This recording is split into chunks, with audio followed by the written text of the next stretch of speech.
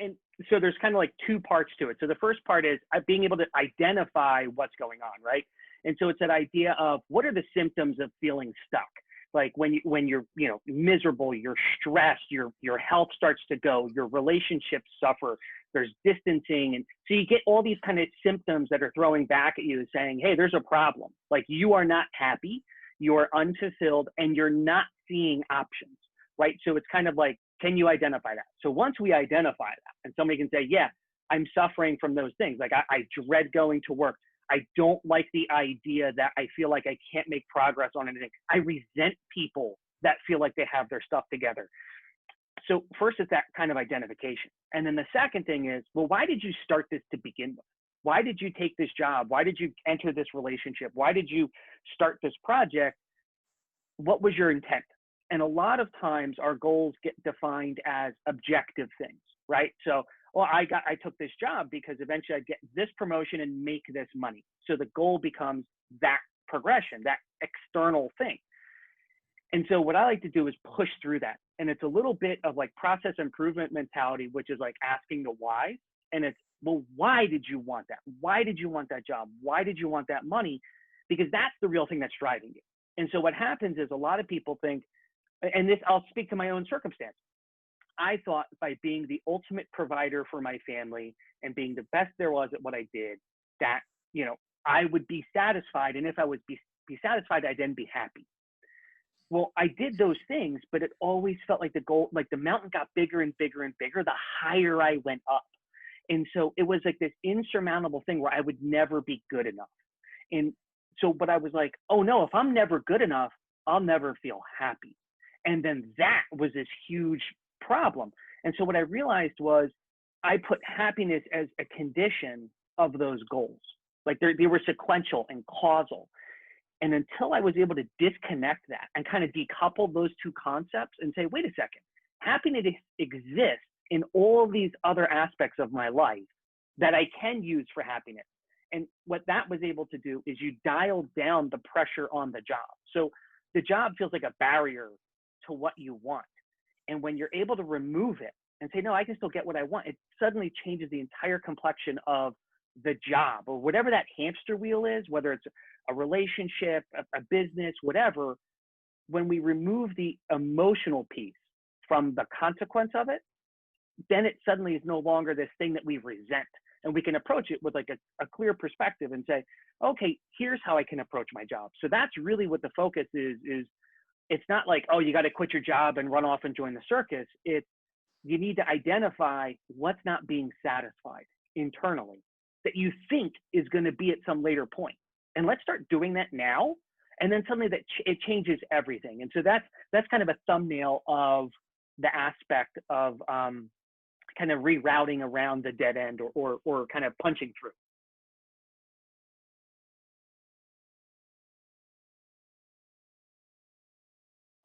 So there's a question of what's driving you internally, right? Like, so what is driving somebody internally? In my own case, it was my own, self-inadequacy or my own self-shame that was always comparing myself to the Joneses. And it's not because I wanted to be better to the Joneses. I wanted to know I was just as good, that I was on equal footing. And so I always felt like I was lagging. And so I would go to conferences, I'd go to work, and whatever it was, I would always find the people in the room I was trying to aspire to be. But what was really like a problem for me, it became a poison for me, is where the mentality of there's always somebody, there's always someone older, there's always someone farther ahead. And it was, oh, I'm lagging. And that sense of lagging is really what kind of creates that. Essentially, it basically forms coal that you just stick in the furnace and it makes you work harder and harder and harder and harder. And the goal just keeps moving away. So that was kind of my own path. And everything along there, all the symptoms of being stuck. In other words, I was stuck in this mode. And I was stuck because I felt like I had no options. Over the course of time, it polluted and contaminated all of my relationships. And so you saw it happen with dysfunction with kids. You saw it happen with dysfunctions with a spouse, dysfunctions with friends, and then just, and clearly dysfunction with myself. So I was totally miserable. Then what happened was when all those things fail, right? So all along, I keep thinking I'm driving forward based on a goal and based on a mission, how I want to feel. At some point, you lose discretion. And what happens is when you abuse the choices you have, in other words, you make poor choices, eventually those choices go away. And that's what happened to me is I essentially lost the marriage, lost the kids, everything stopped. And then what was worse was I kind of viewed the job as this never-ending hamster wheel, like you described. But then it was, by the way, when you're losing all these things, you can now never leave your job. So that feeling of being stuck became truly trapped. And that kind of, that elevates pressure. So suddenly it feels like now there's no options. Whereas before it was kind of like, I'm continuing to do this because I want something. And now it's a question of, well, now you feel like you can't do anything else.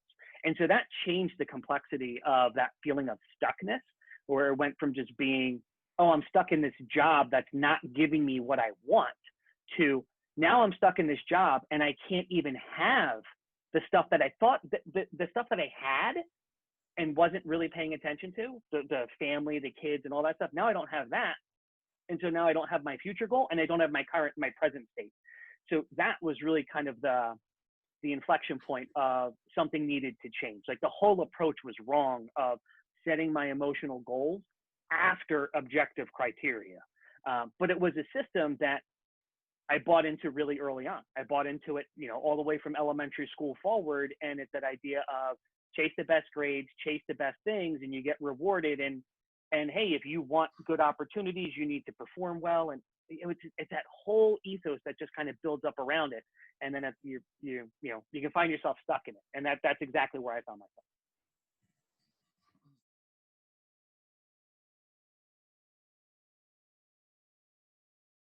Process.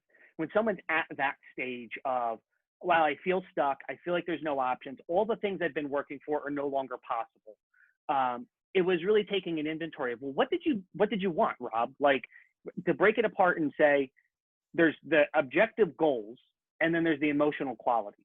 And the emotional qualities is where all the pain comes from, right? The reason I was working my ass off and like destroying families is because I was trying to satisfy some inner drive, some inner deficiency that wasn't met through all these other things. So I had to step back and say, of all the goals you've outlined, what's really important behind each one? Like, what's it trying to satisfy? And then start to address those things right away. Because then I had a choice. Because once I removed, my sense of fulfillment or my sense of happiness from behind the goal of, being a global executive at my firm, well, now there's no pressure to be that global executive, because now I can go out and satisfy happiness someplace else. And then I have a choice of, so do you like this job, Rob? If you do, keep it. If you don't like it, start to look elsewhere. Because now my identity, it wasn't such a high stakes game where it was, oh my God, you can't leave this because it'll prove you're a failure. It'll prove you're not good enough. So getting that, when someone's at that stopping point, it's really looking through and saying, what is it you want from your life? And let's go address that right now. And what was interesting is I had to solve that. And so, the question of, well, when are you happy? Like, what makes you happy? And a lot of people say, oh, or you say like, oh, friends and family. It's just kind of like a thumbnail. So what I had to do was find a way to prove it empirically, like study it and say, okay, well, what do I even think happiness is? I've seen a picture of it, but do I really know what it is for me? And so really understanding that of, oh yeah, it's that time I was in Jackson Hole, Wyoming. And I remember sitting where I was and that feeling of happiness. Or it's at the beach, and it's at the beach when this is happening and when I'm doing something. And so I made a master list of all the times I felt happiness, and then said, okay, of all the times I felt it, what were some of the ingredients? Oh, look, every time I felt it, I was outside. Maybe that's important to me. Maybe being locked in an office for 15 hours a day isn't really healthy and didn't contribute positively to my wellness, And so it's really deconstructing those little things and finding the clues and then saying, okay, now can I address those things and satisfy my emotional qualities and not have to blow up my life? Because oftentimes when people hit that wall, that path, it seems like everything is wrong. And so they kind of get into that mode of destroying everything. And that's where you get like, where people leave their families in the middle of the night, or you get people that kind of quit their job and Jerry Maguire the whole thing. Like, that's where those things happen. And that's not necessary for someone to get the emotional qualities that they need. They don't need to burn everything down. They just need to be able to understand what's driving them, like what emotional need is driving them, and then figure out how to address it based on where they've been able to address it in the past, if that makes sense.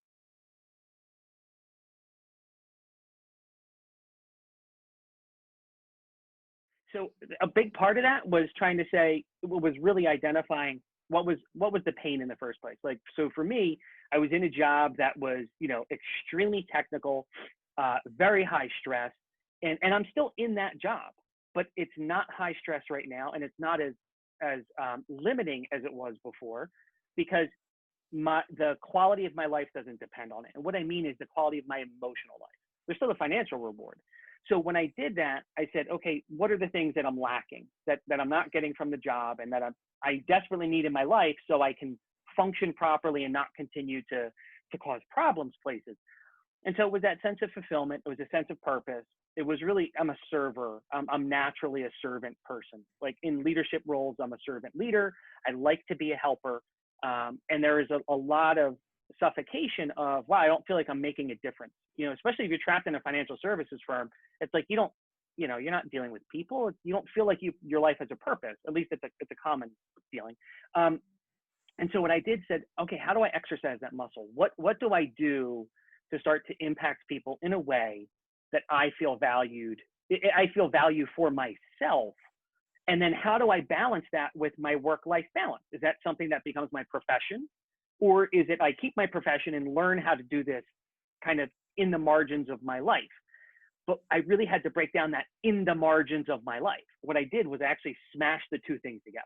I said, I'm not going to separate, the two realms. I'm going to keep them integrated. And by doing that, allowed me to capitalize on stuff like coaching and being able to interface with people and really hear them and see them and then help them.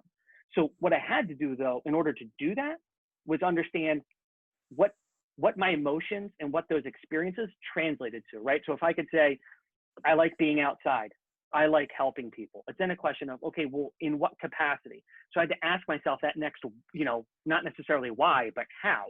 And it was, well, I like to be emotionally supportive of people, because I could like to help people and want to be a nurse, help them physically.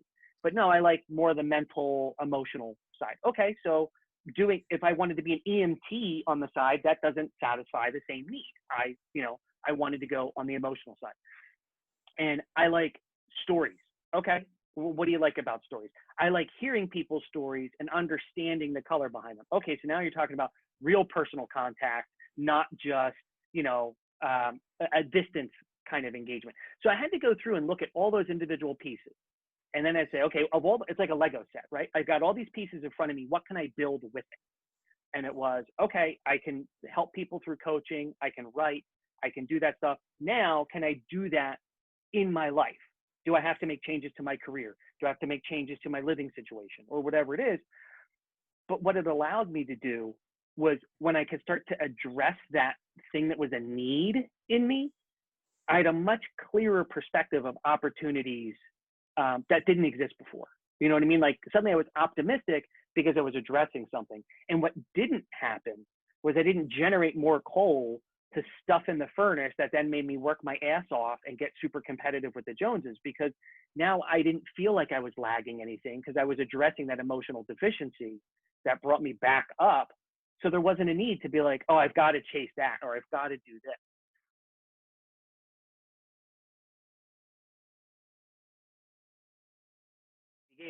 So there's a couple tools that I use that I find very, very effective.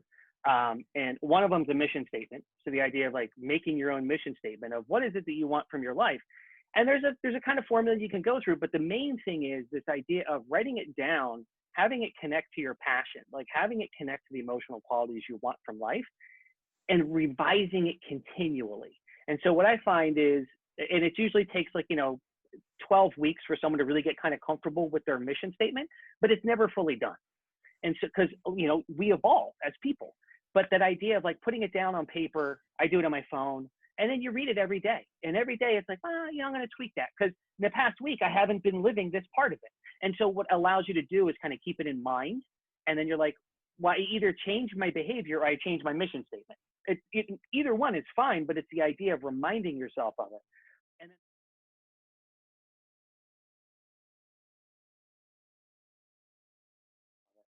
And then, the other tool is, and what you were kind of talking about, that idea of affirmation. And affirmations come from one of two places, right? It comes from the outside when someone says, you did a great job and I really appreciate that. And anytime we get those, we should save them and really savor them. But the other thing is it can come from internally. And a practice that I use with clients, and I've used with myself on a number of occasions, is this idea of, I'll use the analogy of a junk drawer. So everybody has a junk drawer in their kitchen, which just has a bunch of crap in it, right? And at some point when we moved in, you had a plan for that drawer. You were like, okay, here's where the batteries, the flashlight, the scissors, and this go. And then eventually it collects everything else.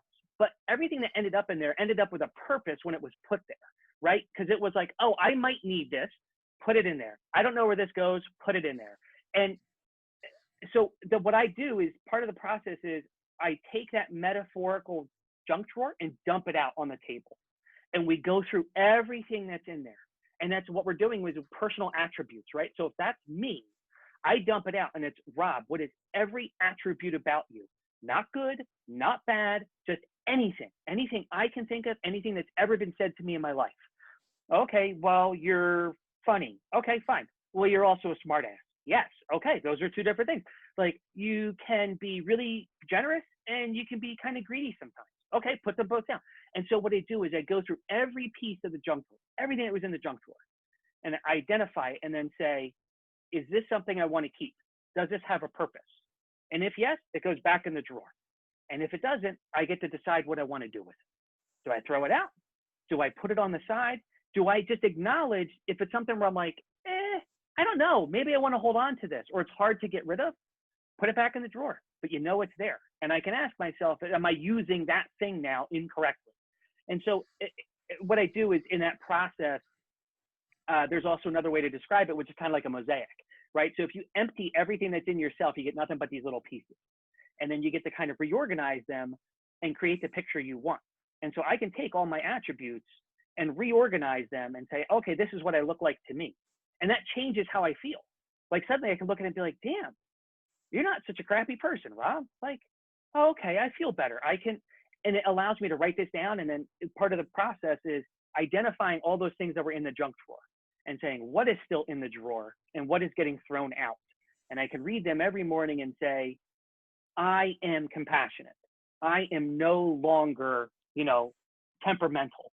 And remind myself, hey, when you're temperamental, you agreed not to be that. Like, you're no longer that. Get that out of the junk drawer.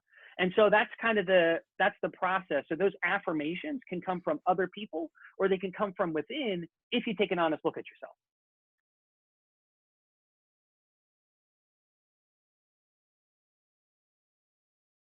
It also kind of creates like an owner's manual for your emotions and your mindset. Because the perfect example, so what you're saying about like the outside, like, well, what does that mean? Does that mean I like to be outside? Does that mean, so I started to pick it apart. Like, well, when you're on vacation and you're outside every day because you're out on vacation, you feel great. You don't feel great because you're on vacation. You feel great because you just spent all day outside. Like, oh, okay. So now when I start to think about, hey, I haven't been outside today and I'm kind of in a funk, maybe I should get outside. Like, get outside, go for a walk. Well, I don't have time to go for a walk. You will when you go outside and you feel better. And then you come back in, you're like, oh, this project or this problem is so much easier to solve because I just did something that I know makes me feel better. Like, it's almost like a no-brainer, but it's because it's about feelings instead of like hard things to look at, like analyze. So it doesn't sound like an obvious solution. You know what I mean? And that's where I spend a lot of time with people too, is working on those habits of, hey, you've got all these great little things that work for you. Now let's figure out how to put them in a toolkit where you can use them.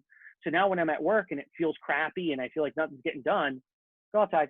You need to go for a walk. Or, hey, it's been raining for 3 days. That's why you feel this way. Don't do anything drastic. Like, this is why, this is only temporary. So.